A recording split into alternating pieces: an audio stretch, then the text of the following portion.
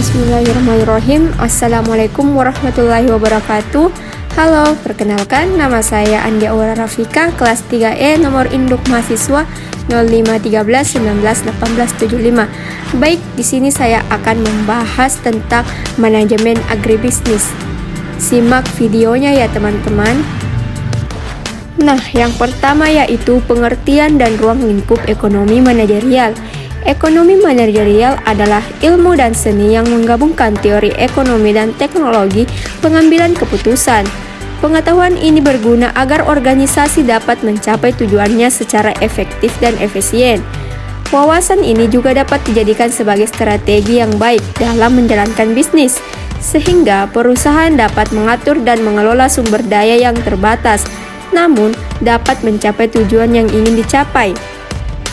Tapi, menurut Dominic Salvatore, 1996, ekonomi manajerial merupakan sejenis wawasan yang menunjukkan adanya teori ekonomi dan kemampuan analisis pengambilan keputusan yang dapat menganalisis apakah suatu perusahaan dapat secara efektif dan efisien mencapai tujuannya. Sedangkan menurut Hirse 2003, ekonomi manajerial merupakan suatu penerapan ilmu ekonomi dan dapat digunakan sebagai cara manajemen pengambilan keputusan manajemen. Nah, adapun pembahasan yang kedua yaitu ruang lingkup atau aspek ekonomi manajerial terbagi menjadi 3 poin. Yang pertama yaitu teori ekonomi. Teori ekonomi adalah salah satu dasar pengambilan keputusan ekonomi manajemen. Ilmu ekonomi dibagi menjadi 2 bidang utama, yaitu ekonomi makro dan ekonomi mikro. Nah, poin yang kedua yaitu keterampilan pengambilan keputusan. Dalam ilmu ekonomi manajemen, diperlukan teknik pengambilan keputusan yang sangat tepat. Nah, poin yang ketiga yaitu ilmu keputusan ekonometrika dan ilmu pendukung seperti matematika dan statistika dapat digunakan untuk mendukung pengambilan keputusan sehingga perusahaan dapat mencapai tujuan secara efektif, efisien, dan optimal. Baik, adapun penjelasan yang ketiga yaitu prinsip dasar ekonomi. Nah, prinsip ekonomi diterapkan dalam 3 kegiatan yang berbeda yaitu produksi, distribusi, dan konsumsi.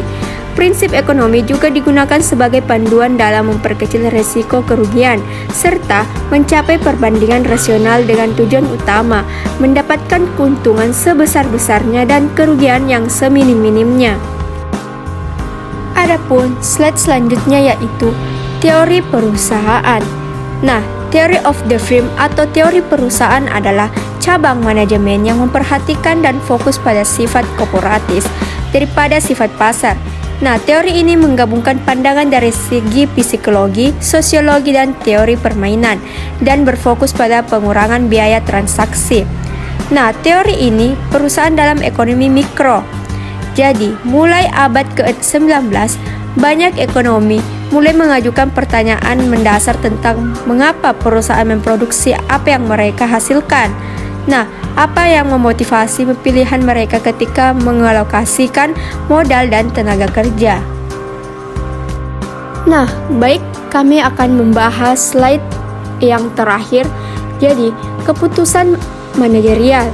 Baik, pengertian pengambilan keputusan dalam organisasi tidak terlepas dari apa yang dimaksud dengan keputusan menurut Robbins dan Coulter. Nah, untuk keputusan adalah membuat pilihan dari 2 atau lebih alternatif. Jadi ada beberapa pertanyaan. Yang pertama, mengapa keputusan harus dibuat?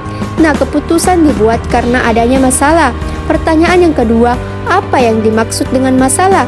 Jadi, masalah adalah kesenjangan antara kondisi yang ada dengan kondisi yang diharapkan. Baik, masalah ditanggapi secara yang berbeda antara orang yang satu dengan orang yang lainnya. Nah, jadi bagi si A, masalah si B justru merupakan keuntungan atau kepuasan, atau bagi si B, masalah si A justru merupakan kerugian bagi dirinya. Baik, di sini saya akan menyimpulkan dari pembahasan kami telah bahas tadi.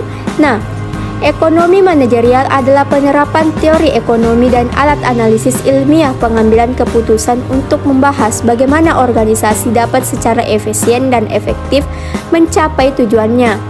atau definisi dari ilmu ekonomi manajerial, yaitu sejenis ilmu yang menunjukkan penerapan teori ekonomi dan analisis pengetahuan dalam pengambilan keputusan. Keputusan ini menentukan bagaimana organisasi dapat mencapai tujuannya dengan lebih efektif. Nah, prinsip ekonomi diterapkan dalam 3 kegiatan berbeda, yaitu produksi, distribusi, dan konsumsi.